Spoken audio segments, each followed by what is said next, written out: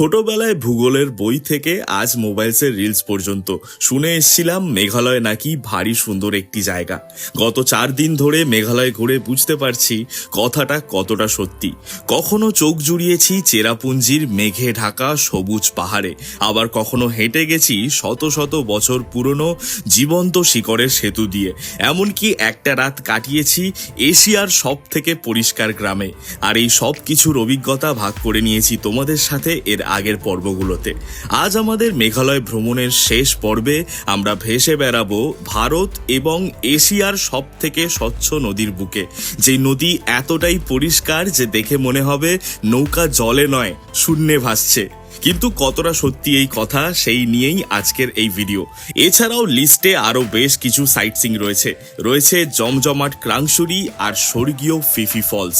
বর্ষায় মেঘালয় মানেই যে ওয়াটারফলস আর ওয়াটারফলস, তার প্রমাণ আরও একবার দেব। সাথে থাকা খাওয়া কত কি খরচা আর আমার অভিজ্ঞতা অনুযায়ী মেঘালয়ের ট্যুর প্ল্যান আর তার বাজেট, এই সব কিছু থাকবে আজকের পর্বে। তাহলে শুরু করা যাক এবারের ভ্লগ। সবাইকে আমার চ্যানেল ওয়াটার বটলস ভ্লগে স্বাগত। আমি সৌরভ, আর এই ভিডিওতে আমাদের গন্তব্য মেঘালয়ের ডাউকি।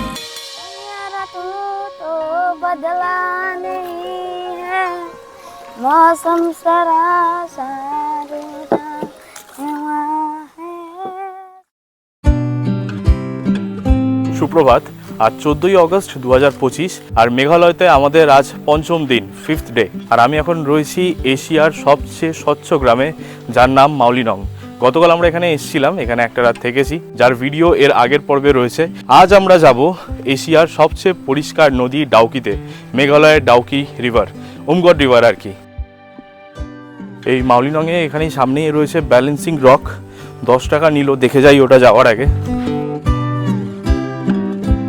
কি অবস্থা দেখো, এই হলো টিকিট কাউন্টার, আর এইখানেই হচ্ছে এই ব্যালেন্সিং রক। এর জন্য 10 টাকা টিকিট নিল।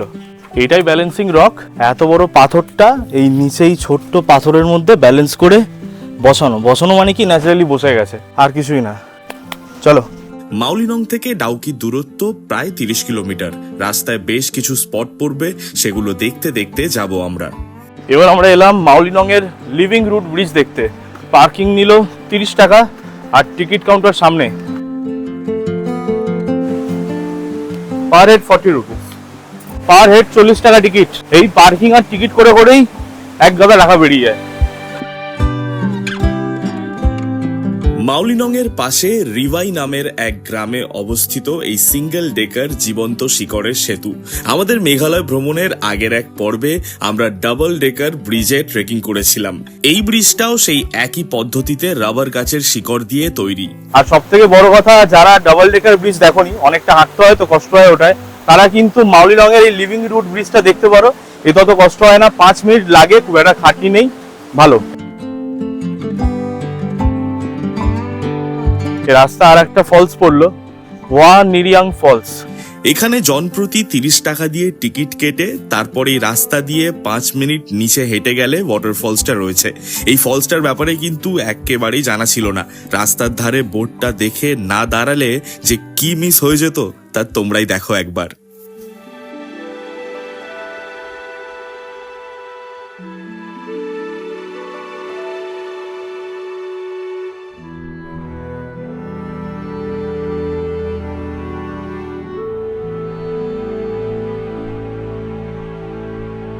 এই ফলসের আশেপাশে কেউ নেই, লোক নেই, এখানে একদম খালি, আরামসে স্নান করা যায়। মাউলিনং থেকে একটুখানি কাছে, খুব একটা দূরে নয়। এটা কিন্তু হাতের সময় থাকলে ডাউকি যাওয়ার পথে বা মাউলিনং আসার সময় যদি হাতের সময় থাকে তাহলে এটা দেখতে পারো, বলতে পারো এটা একটা অফবিট ওয়াটারফল। মাউলিনং থেকে ডাউকি যাওয়ার পথে কিন্তু প্রচুর সুপারি গাছ দেখতে পাবে। সুপারি চাষ হয় এখানে। আমাদের ওখানে যেমন কেউ বাড়িতে এলে, গেস্ট এলে ওয়েলকাম করিস চা শরবত মিষ্টি দিয়ে, ঠিক তেমনি এখানটায় সুপারি আর পান দেওয়া হয়। এরা বলে তাম্বুল সুপারিকে, তাম্বুল পান। আমরা এখন ইন্ডিয়া বাংলাদেশ বর্ডারের একদম পাশ থেকে যাব। আমরা যেদিক দিয়ে যাচ্ছি, মানে বাম দিকটা হলো ভারত আর ডান দিকটা হলো বাংলাদেশ, আর দুই দেশের মাঝে এই লম্বা কাঁটাতারের বেড়া। এই ইন্ডিয়া বাংলাদেশ বর্ডারের কাছে আর একটা ফলস রয়েছে, বোরহিল ফলস।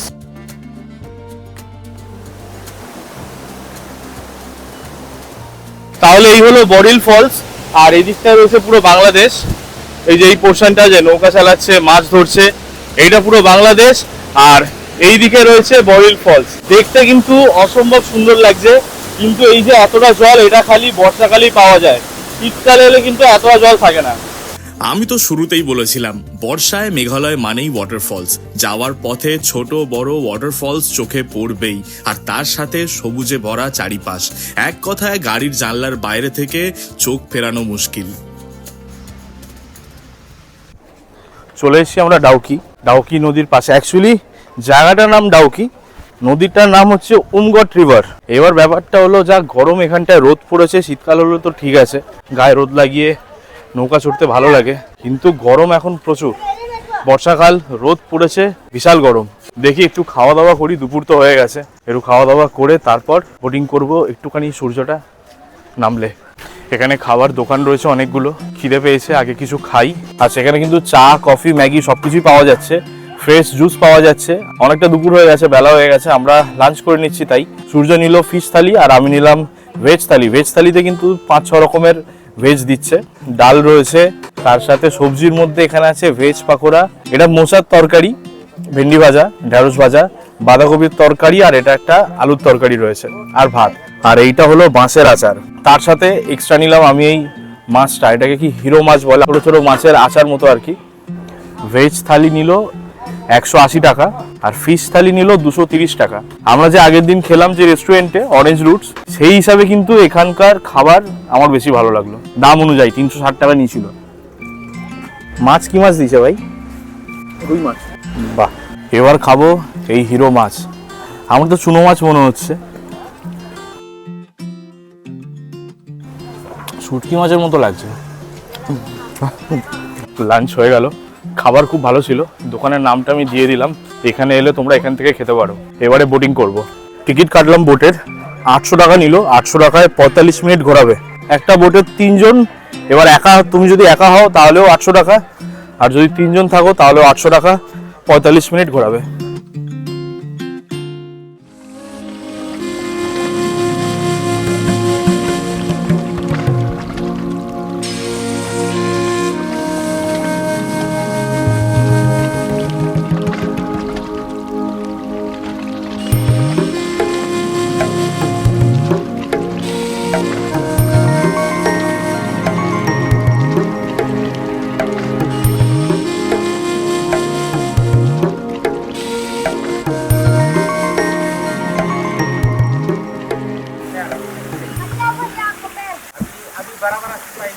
আচ্ছা, এবার এখান থেকে ইনি চালাবেন। বাহ, আমাদের যে মাঝি ছিল তার এখন শিফট শেষ, টাইম হয়ে গেছে, উনি জলের মধ্যে অন্যজনকে দিয়ে চলে গেল অন্য নৌকা করে। আচ্ছা, এই ডাউকি নদী বা উমগট নদীকে কিন্তু এশিয়ার সব থেকে পরিষ্কার নদী বলা হয়, কিন্তু এখন নদী অতটা পরিষ্কার নয়, কারণ বর্ষাকাল, এখন জল ঘোলাটে নয়, নীলচে রং। এটা কিন্তু বেশ ভালো লাগছে দেখতে, কিন্তু যদি একদমই ক্রিস্টাল ক্লিয়ার জল চাও, যেটা বেশিরভাগ আমরা ছবিতে দেখি যে নৌকা যাচ্ছে মনে হচ্ছে শূন্যে ভাসছে, সেরকম দেখতে হলে তোমাকে ওই নভেম্বর, ডিসেম্বর, জানুয়ারি, হ্যাঁ না ভাইয়া, নভেম্বর থেকে জানুয়ারি, হ্যাঁ, তখন জল অনেকটাই পরিষ্কার থাকে। এবার এখন তোমরা যদি বলো তাহলে আমি কেন এলাম বর্ষাকালে, কারণ মেঘালয় ঘুরতে এসেছি, আর নদী এখানে একদিনের জন্য দেখছি। আর মেঘালয় মানে কিন্তু ওয়াটারফল, প্রচুর ওয়াটারফলস রয়েছে এখানে। ওয়াটারফলস দেখতে হলে বর্ষাকালে আসতে হবে, কেন তখন জল প্রচুর থাকে আর প্রত্যেকটা ফলস খুব সুন্দর লাগে দেখতে। यहाँ पे 5 মিনিট রুকেগা। আচ্ছা, নৌকাটা একটা পাড়ে দাঁড় করালো, এখানে 5 মিনিটের জন্য দাঁড়াবে। তোমরা এখানে চাইলে নেমে ফটো ভিডিও নিতে পারো। এখানে অনেক খাবারেরও দোকান আছে, ম্যাগি, ফ্রুট জুস, ফল, পাইনাপেল, লেবু সব রয়েছে। যেখান থেকে আমাদের বোটিং শুরু হয়েছিল সেটা কিন্তু একদম বাংলাদেশ বর্ডারের কাছে ছিল, তাই জন্য ওখানে ভিডিও নেওয়া বা ড্রোন ইউজ করা কিন্তু একদম মানা। কিন্তু এই জায়গাটায় এসে তোমরা ভিডিও নিতে পারো, ফটো ক্লিক করতে পারো, ड्रोन वीडियो নিতে পারো। नाम क्या है आपका? एंजो। कौन से क्लास में पढ़ते हो? क्लास 4। और भाई? हाँ, KG2। এই জায়গাটা একটু ক্লিয়ার লাগছে, এখান থেকে পুরো ক্লিয়ার লাগছে, ওই দিকটা নীল হয়ে গেছে। 4:30 বাজে, অন্ধকার হয়ে আসছে আস্তে আস্তে, বেশ ভালো লাগছে। কিন্তু এই টাইমটা খুব সুন্দর লাগে যে কোনো নদীতেই। মেঘালয়ের পশ্চিম জয়ন্তিয়া পাহাড় জেলায় অবস্থিত এই ডাউকি নদী কিন্তু সত্যি প্রকৃতির এক উপহার। স্ফটিকের মতো পরিষ্কার জল দেখতে না পেলেও সবুজ পাহাড়দের মাঝে এই নীল নীরব নদী মনকে খুশি করার জন্য যথেষ্ট।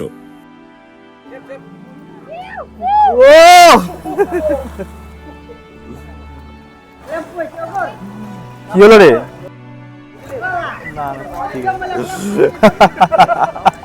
বিকেল বেলায় এই নৌকা বিহার অসাধারণ। सैयारा तो बदला नहीं है मौसम सरासर है। এখন বাজে 5:45, বোটিং হয়ে গেল। এটা অসাধারণ এক্সপিরিয়েন্স। বোটিং সবসময় ভালো লাগে। আচ্ছা, এবার ব্যাপারটা হচ্ছে এইখানে থাকার জায়গাটা আমরা আগের থেকে বুকিং করিনি। এখন দেখবো একটুখানি সামনে আশেপাশে রাতটা কোথায় কাটানো যায়। আচ্ছা, এখন বাজে সন্ধ্যে 6:30 আর আমরা একদম নদীর পাশে একটা রুম নিলাম। ডাবল বেডরুম নিয়েছি, 2300 টাকা নিল। রুমটা দেখাচ্ছি। এটা রুম আমাদের আজকে। ডাবল বেডরুম রয়েছে আর এখানে একটা ছোট্ট ওয়ার্ড্রপ রয়েছে, আমরা জিনিসপত্র রেখে দিয়েছি এখানে। কুলার রয়েছে আর তার সাথে একটা ফ্যান দিয়েছে আর অ্যাটাচ ওয়াশরুম আছে। এই অ্যাটাচ ওয়াশরুম, বেসিন আছে, পরিষ্কার, কাভার্ড রয়েছে, গিজার রয়েছে। আর সব থেকে ভালো বিষয় হলো আমাদের রুমের এই গেট খুললেই সামনেই খাবারের দোকান রয়েছে। এখানে কোল্ড ড্রিঙ্কস, চিপস টিপস সব পাওয়া যাবে। রাতের খাবারও পেয়ে যাবে। 9টা 9:30 অবধি খোলা থাকে।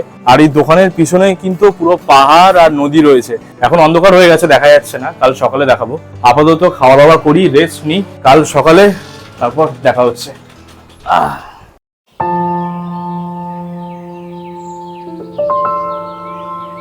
সুপ্রভাত। আজ 15ই অগস্ট 2025 আর আজ আমাদের দেশ ভারতবর্ষের 79তম স্বাধীনতা দিবস। তাই সকলকে হ্যাপি ইন্ডিপেন্ডেন্স ডে। গতকাল আমরা ডাউকিতে বোটিং করে তারপর ওখান থেকে 7 কিলোমিটার দূরে একটা জায়গা রয়েছে স্নপড্যাং বলে, সেখানেই অরেলিয়া হোমস্টে অ্যান্ড ক্যাম্প সাইটে এসে থেকেছিলাম। এখানে থাকার রিজন হলো এখানেও সেম নদীটা রয়েছে, যে নদীটা ডাউকি থেকে বয়ে চলে, উমগট নদী। এখানে ভিড়টা অনেকটা কম আর এখানে কিন্তু প্রচুর ওয়াটার অ্যাক্টিভিটিস রয়েছে। বোটিং, কায়াকিং, তারপর জিপ লাইনিং, স্কুবা ডাইভিং সব হয়। আমরা বোটিংটা করেছি ডাউকিতে, এখানে কায়াকিংটা করব। আর কি কিতনা দের তক হোতা है? 30 মিনিট। কায়াকিং করার জন্য টিকিট কাটলাম এখান থেকে আর 600 টাকা নিল। এবার একটা বোটে দুজন যেতে পারবে। এবার তুমি একা যাও কি দুজন যাও, 600 টাকাই দিতে হবে। আর তার সাথে এই লাইফ জ্যাকেটটা দিল, এটা কিন্তু করতেই হবে, এটা মাস্ট। भैया कौन सा ये वाला हम लोगों का बोट? This one. এটা দুজন মিলেই করতে হবে, উনি থাকবেন আমাদের সাথে। ওকে, আচ্ছা, উনি ওই বোটে আসবেন। আমরা প্রথমবার কায়াকিং করছি, তাই এই ইনস্ট্রাক্টর দাদা আমাদের শিখিয়ে পড়িয়ে তারপর নদীতে ভাসিয়ে দিল। এর আগে লেকে প্যাডেল বোটিং করেছি, কিন্তু এরকম পাহাড়ি নদীতে মাঝি ছাড়া ভেসে বেড়ানো এই প্রথমবার। এ এক আলাদাই অ্যাডভেঞ্চার। এটা কিন্তু বেশ মজার, খুব একটা কঠিন না চালানো, খালি ডান দিক বাঁ দিক করতে হবে। আর ওদিকে নদীর স্রোত রয়েছে, ওদিকে না গেলেই চলবে। এখানে মাছ ধরছে, প্রচুর লোক মাছ ধরছে এখানে।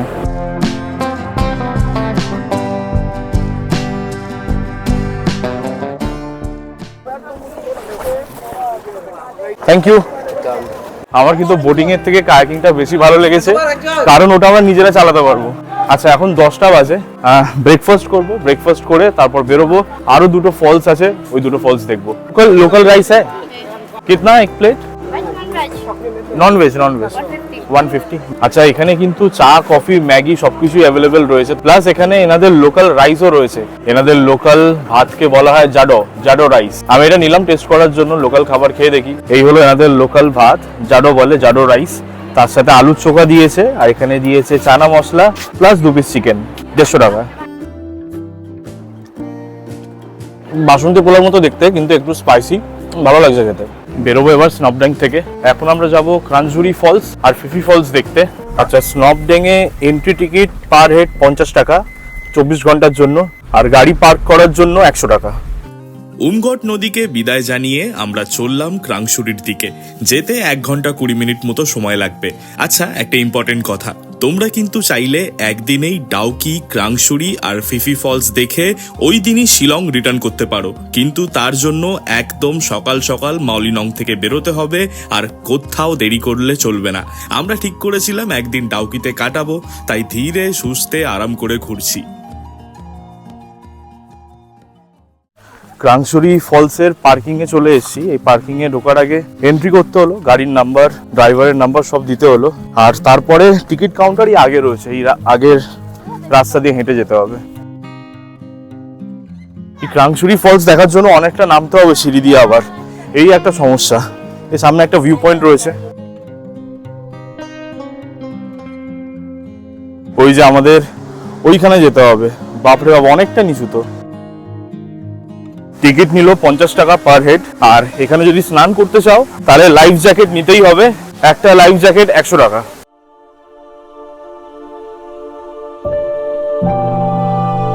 জয়ন্তিয়াদের ভাষায় ক্রাং শব্দের অর্থ হলো গুহা, আর ছুরি মানে কাস্তে আকৃতির অস্ত্র। ইতিহাস বলছে বহু বছর আগে জয়ন্তিয়ার রাজারা জলপ্রপাতের পেছনে এই গুহার মধ্যে তাদের অস্ত্র লুকিয়ে রাখত। সেখান থেকেই এই ফলসের নাম ক্রাংশুরি। গল্প নাকি সত্যি তা জানি না, কিন্তু এই জলপ্রপাত আর এই নীলাভ জল সত্যি অপূর্ব।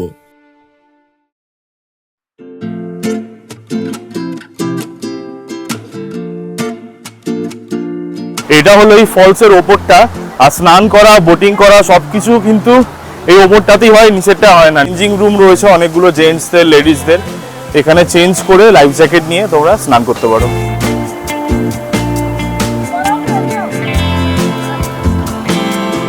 জলে নামতে তো ভীষণ ইচ্ছা করছে, কিন্তু এখন আমরা ফিফি ফলস দেখতে যাবো, নাহলে ওখানে আবার লেট হয়ে যাবে। ওইখানে গিয়ে পারলে স্নান করবো। আচ্ছা, এই ক্রাংশুরি আর ফিফি ফলস কিন্তু মেঘালয়ের পশ্চিম জয়ন্তিয়া পাহাড় জেলায় অবস্থিত। যাত্রাপথে গাড়ি যত এগোচ্ছে চোখ ততই অবাক হয়ে পড়ছে। সবুজ ভেলভেটের মতো পাহাড় আর নীল আকাশে মেঘেদের সমুদ্র, কি দারুণ লাগছে না?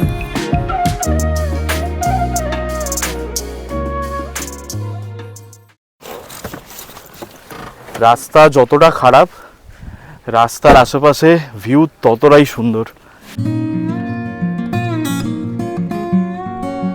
এর সামনে দোকান আছে অনেকগুলো, ফল, ম্যাগি, কোল্ড ড্রিঙ্কস সব পেয়ে যাবে এখানে। এই ফিফি ফল দেখতে গেলে বলছে অনেকটাই ট্রেকিং করে যেতে হবে। একটু আগে আনারস খেয়ে নি, এক বাটি আনারস 20 টাকা নিল। এখানে আনারস এতটা ফ্রেশ আর এতটাই মিষ্টি, হাঁপিয়ে গেলে, ভালো লাগলে, মুড অফ থাকলে আনারস খেয়ে নাও, এখানে এক বাটি, মন ভালো হয়ে যাবে। ওই দূর থেকে দেখা যাচ্ছে ফিফি ফলস। এবার নিচে নামতে হবে। बीस और कितना कितना टाइम लगेगा जाने में? कितना टाइम लगता है? 15 मिनट। क्या बोल रहे हो? আচ্ছা, এই ফিফি ফলস যাওয়ার রাস্তায় কিন্তু সিঁড়ি নেই, পুরো রাস্তাটাই পাথর আর মাটির। স্লিপ করার চান্সেস রয়েছে, চেষ্টা করবে শু পরার। স্লিপার বা চপ্পল না পরাই ভালো। হেঁটে যেতে একটু কষ্ট হচ্ছে ঠিকই, কিন্তু এই অ্যাডভেঞ্চার আর এক্সপ্লোর করার যে লোভ, সেটা আর যাবে কোথায়? যত এগোচ্ছি ফলসটা আরো কাছ থেকে দেখতে পাচ্ছি, সেই আনন্দে নেমে তো যাচ্ছি ধৈ ধৈ করে, কিন্তু তারপরে যে উঠতে হবে ওটাই চাপের ব্যাপার। কিतना টিকিট ভাইয়া? পার হেড 50, পার হেড 50 টাকা টিকিট। আর লাইফ জ্যাকেট নিচে পাওয়া যাবে, স্নান করতে হলে লাইফ জ্যাকেট নিতেই হবে। লাইফ জ্যাকেট 100 টাকা।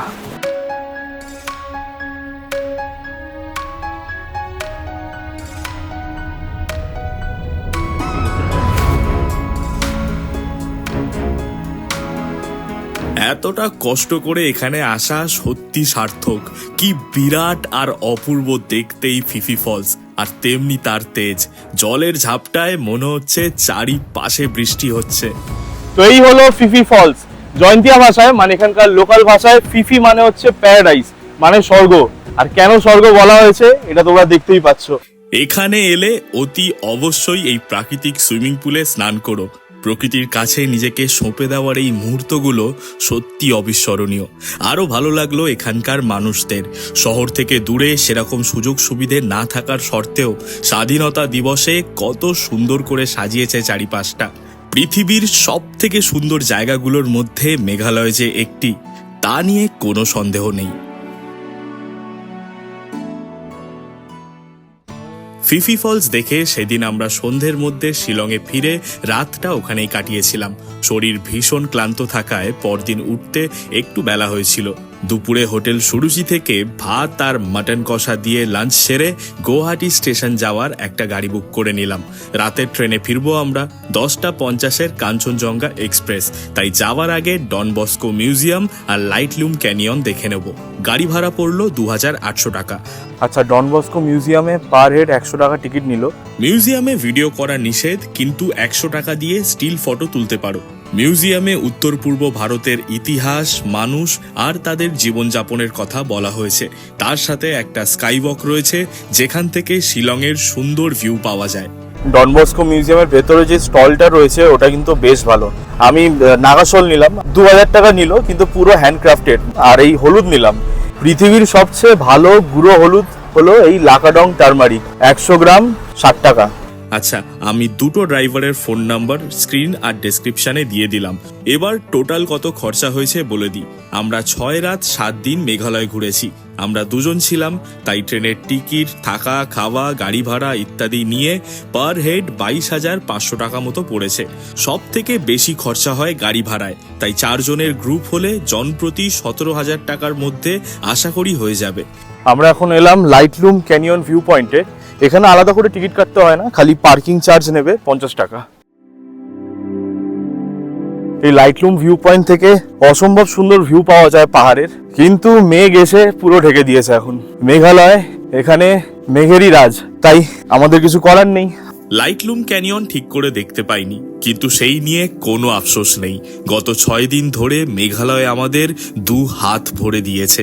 মেঘালয়ের এই সবুজ পাহাড়, ঝর্ণা, নদী, মেঘে ঢাকা আকাশ, এই সব কিছু চিরস্থায়ী হয়ে স্মৃতির খাতায় অনেকগুলো পাতা জুড়ে লেখা থাকবে। আর কেমন লাগলো আমাদের মেঘালয় সিরিজ অবশ্যই কমেন্টে জানিও। ভালো লাগলে লাইক করো, খুব ভালো লাগলে অবশ্যই সাবস্ক্রাইব করো। এরকম আরো অনেক ভিডিও আসতে চলেছে। দেখা হবে খুব শীঘ্রই আরো একটা নতুন ভিডিও নিয়ে, আরো একটা নতুন জায়গায়। বিদায়।